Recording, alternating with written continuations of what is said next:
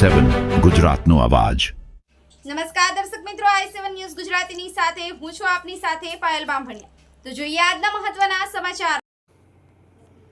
દાહોદ તાલુકાના ખંગેલા ગામના માધ્યમિક શિક્ષણના નિયમ મુજબ શીતળા માતા પ્રાથમિક શાળાને ધોરણ 6 થી 8માં અપગ્રેડ કરવા બારોડાની બહુમાળી બિલ્ડિંગ મંજૂર કરવા આવેદનપત્ર આપવામાં આવ્યું।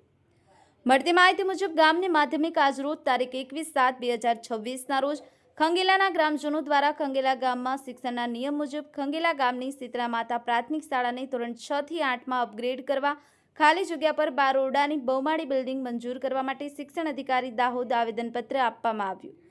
અમે ખંગેલા ગામના જાગૃત યુવા સંગઠનના સભ્યો તથા ગ્રામજનો આપ સાહેબ શ્રીને જણાવવા માંગીએ છીએ કે અમારા ગામના 200 બાળકો અને દીકરીઓના શિક્ષણ સાથે વર્ષોથી મોટો અન્યાય થઈ રહ્યો છે, જેની વાસ્તવિક સ્થિતિ નીચે મુજબ છે।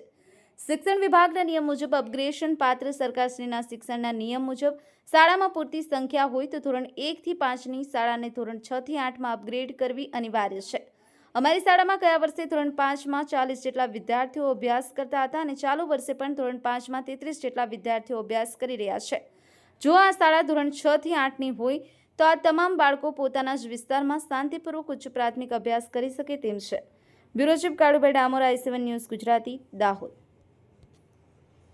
खंगेला गाम के आवेदन पत्र में तालुका स्वागत पोर्टल पर ऑनलाइन अरजी करी थी અને ત્યારે અમને તાલુકા પરથી ફોન આવવાથી અમને અરજીનું નિવારણ માટે મામલતદારશ્રીને આવેદનપત્ર આપવા ગયા હતા અને ત્યાંથી તાલુકા શિક્ષણ અધિકારીને પણ આવેદનપત્ર આપ્યું છે। ખંગેલા ગામમાં શીતળા માતા પ્રાથમિક શાળામાં ધોરણ 1 થી 5માં 200 જેટલા વિદ્યાર્થીઓ અભ્યાસ કરે છે અને ત્યાં ફક્ત 2 ઓરડાઓ છે। ત્યારે બાળકોને ચોમાસાની ઋતુમાં બેસવાની તકલીફ પડે છે, જેથી કરીને બાળકો અભ્યાસ કરવા માટે અમુક બાળકો આવે છે અને અમુક બાળકો આવી શકતા નથી। તેથી અમે દાહોદ તાલુકા શિક્ષણ અધિકારીને બી આવેદન